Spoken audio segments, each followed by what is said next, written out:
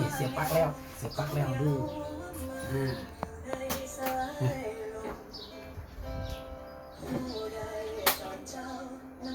อืมนี่เอาละ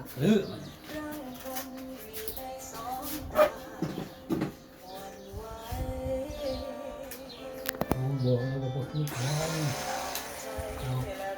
โอ้โหเคยบริลงทุน4-5เด้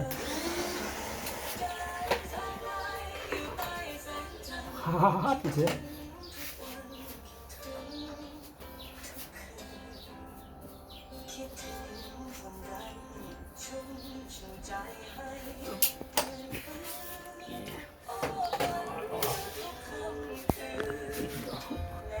ใครล็อกใครเดี๋ยวโอ้ย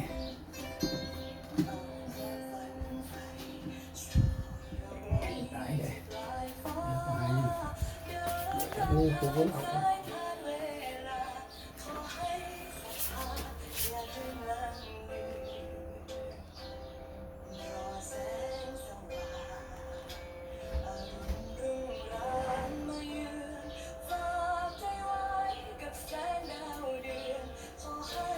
เดือนนะครับผมจะซื้อไหมอย่าคิดอันล็อกเดี๋ยวเบิ่งก่อนอันล็อกใคร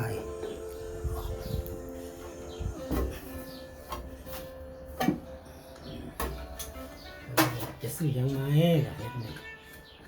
เดี๋ยวค่อยๆที่ซ้อมไปจะหาเรื่องเสียงกันเปลี่ยนใจละอย่าหาเป็นเสียเดี๋ยวก็รู้ตัวบ่เป็นแนวค่อยๆไปเนี่ยอาจารย์โตเละมาแล้วก็ยังเฮ็ดขึ้นได้เพียงแต่รถมันอันนี้มันใหม่ไง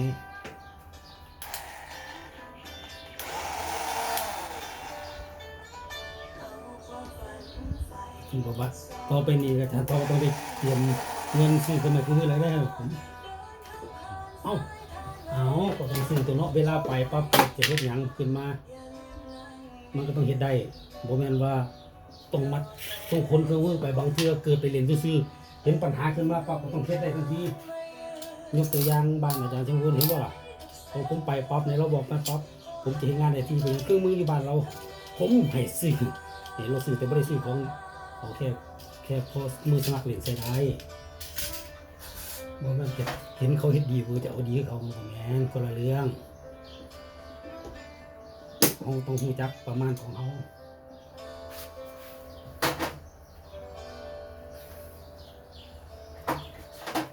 สอนคนมันสอนยากบางทีเนาะวะ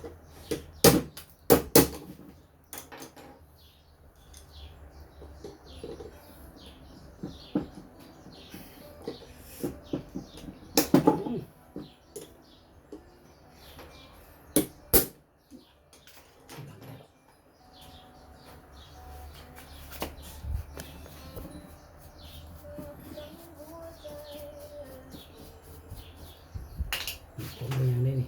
คือมันแห้ง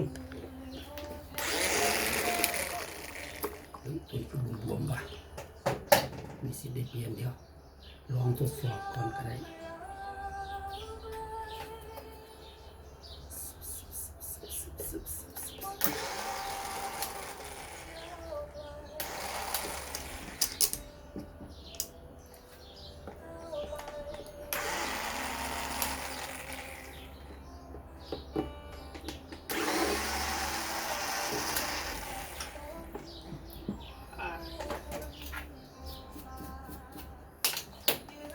เครื่องบ่เคยดิบ่เ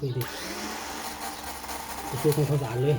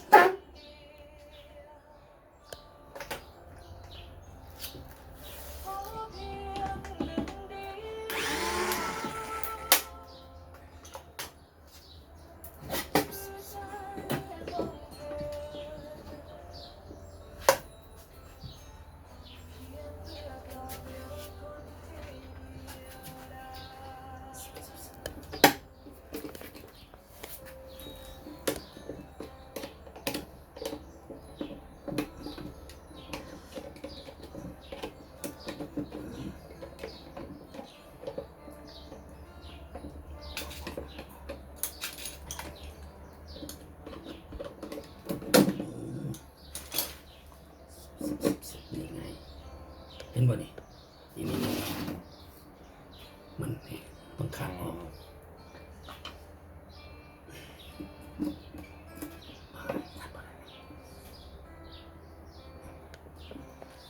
นี้บ่อยากลืมออกสีดอก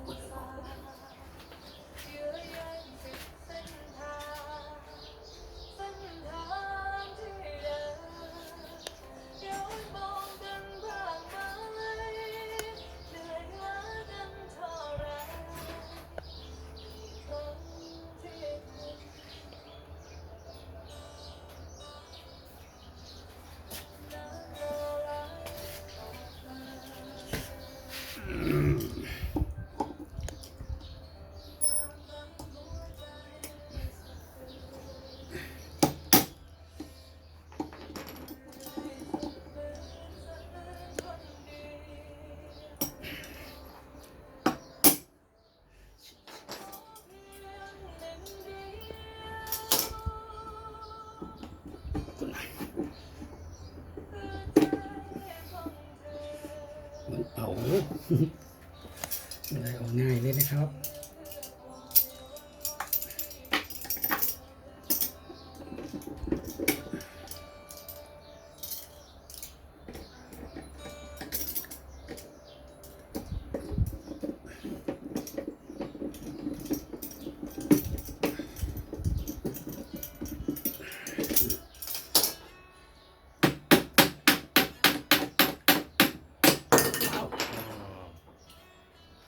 ออกมาตั้งยวงเลยนี่เป็นยังเขาได้อยู่นี่มันจะมุนได้อะไรเนี่ยมันนี่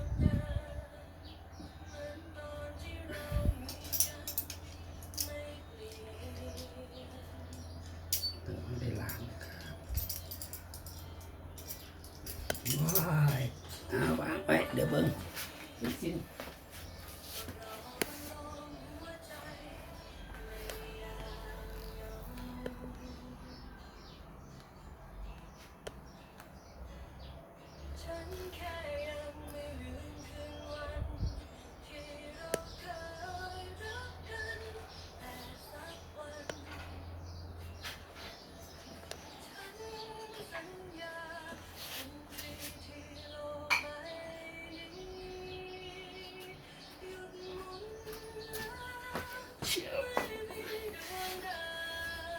เอาดีกว่า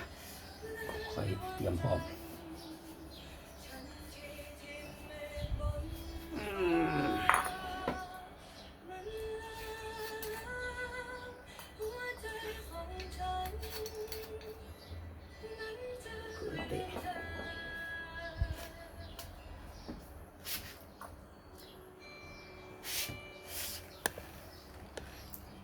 จะให้มันมุนได้ยังไงเรา